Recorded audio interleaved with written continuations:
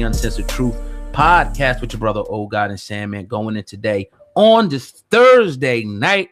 We're going in tomorrow night, man, 8 p.m. on the Uncensored Truth podcast. Make sure you're in the building. SamAnt, I know you want to talk about Steve Harvey and your girl Monique. I think that was very, very powerful, the video that we watched. Right, yeah, man. So I'm not going to play any of the audio because Steve Harvey likes to monetize his shit. But if you haven't seen the Steve Harvey Monique interview, go ahead and check that out now. Oh God, you and I watched it together in a pre-production meeting. Real powerful. Now, we had a lot of people on my Twitter, and shout out to all my Twitter followers and people that support me on social media. They wanted us in particular to talk about this topic. Right. And when I seen it, I was like, hey, this is right up our will. We got to talk about it. Now, we all know the situation going on with Monique being blackballed. What you said about Oprah, Will Packer, Tyler Perry, and Steve Harvey, and who else? Steve Harvey came on there and they tried to do some kind of mediation.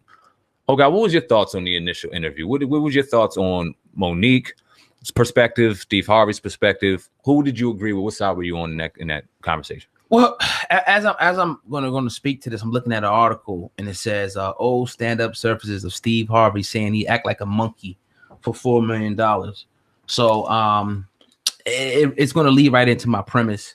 You're going to have certain people, you know, in this world, you know, some of them are going to do anything for money. Some of them are going to, you know, be told what to do. You know what I mean? Some of them are going to bow down and be just the bootlicking, whatever, for whatever reason. Now, I'm not putting Steve Harvey completely in that category, but when you listen to it, the essence of what Monique is saying is real talk. She's talking about equality. Nobody's ever talking about, you know, getting anything more than anybody. We're just talking about being treated equally.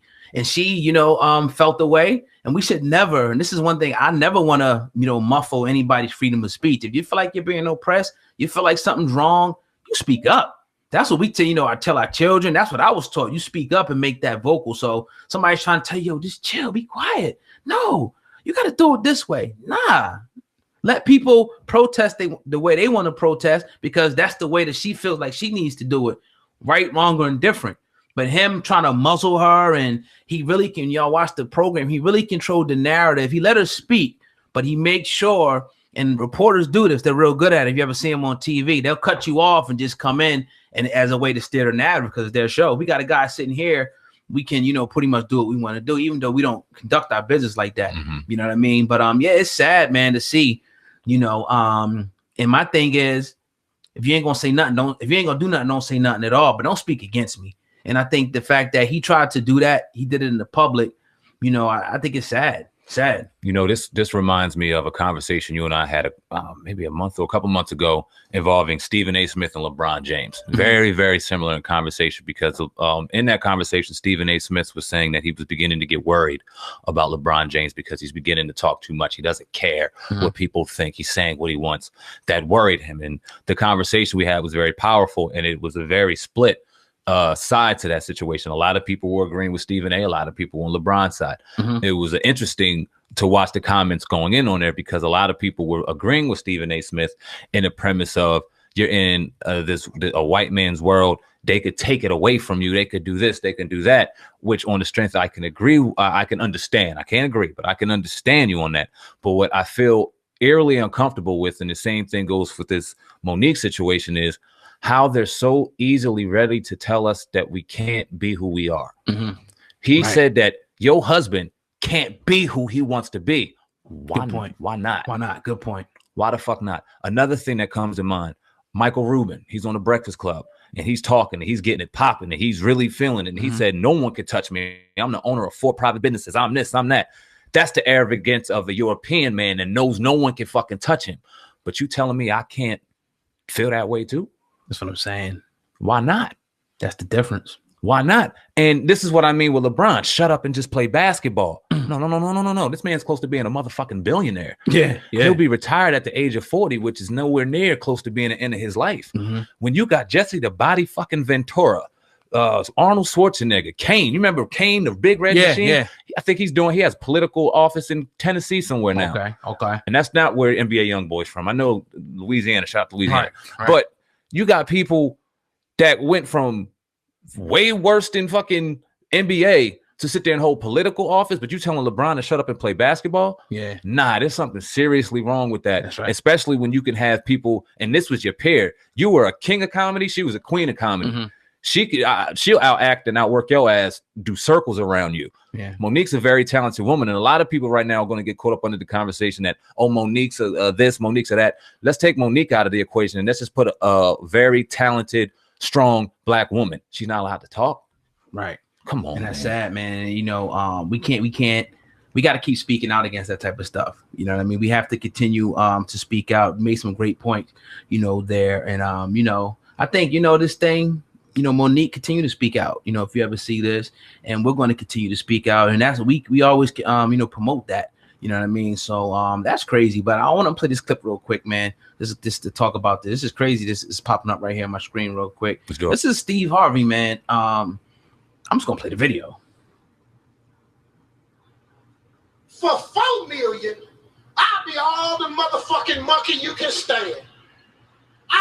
Black people will be so embarrassed by my motherfucking performance, you'll be sitting up there just going, look at this big lip son of a bitch. You ain't got to act like that much of a motherfucking monkey.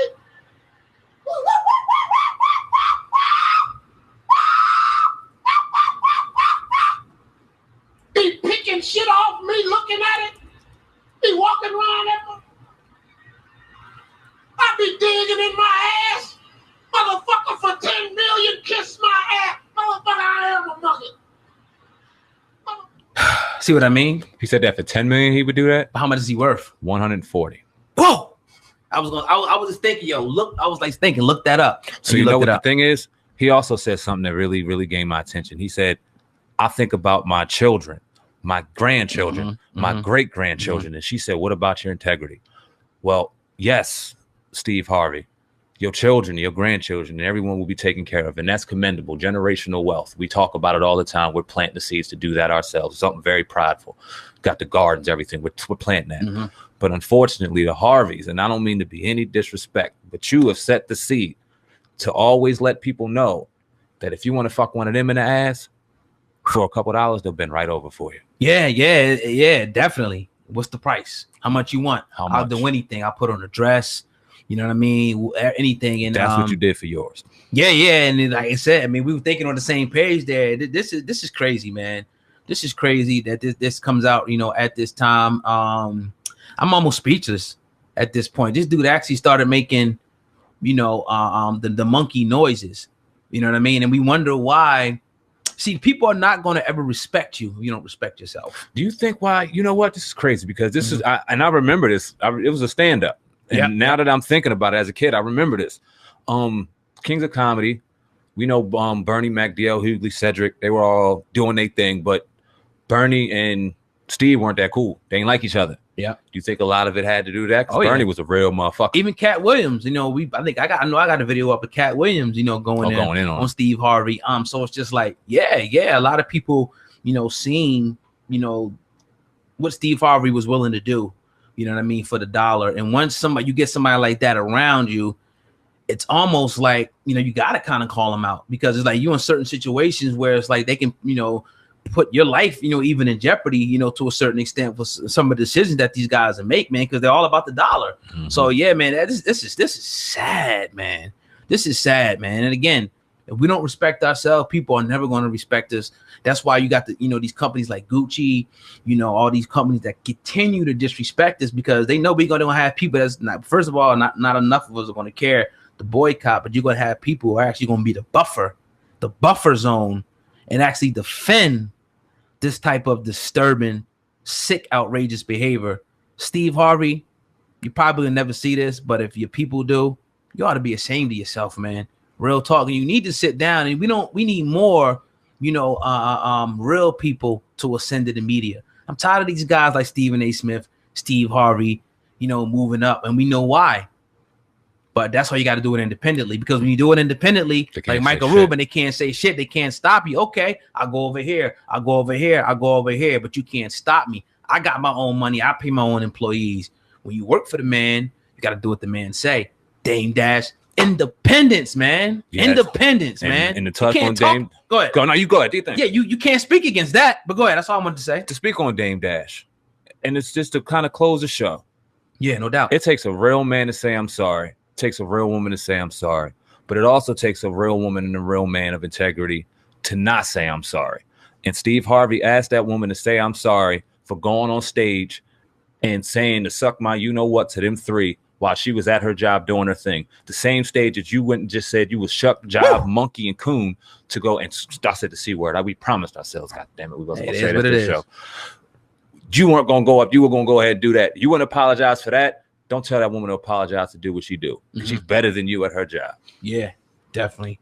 That is what it is, man. But that's another episode of the Uncensored Truth Podcast in the book, episode 116. In all less than 1 year, man, we are working over here. We got a dynamic program lined up tomorrow night at 8 p.m. on the Uncensored Truth Podcast. We're going to be responding to the Dr. Umar Johnson alleged school purchase. Alleged, I say alleged because we still haven't seen any proof tomorrow. So I'm definitely excited about that. I just got a message on my Instagram today while we were in the middle of it. Somebody asked him, when are you going to respond to Umar on Hip Hop Uncensored? So we've been getting it all week. Yeah. And we see it.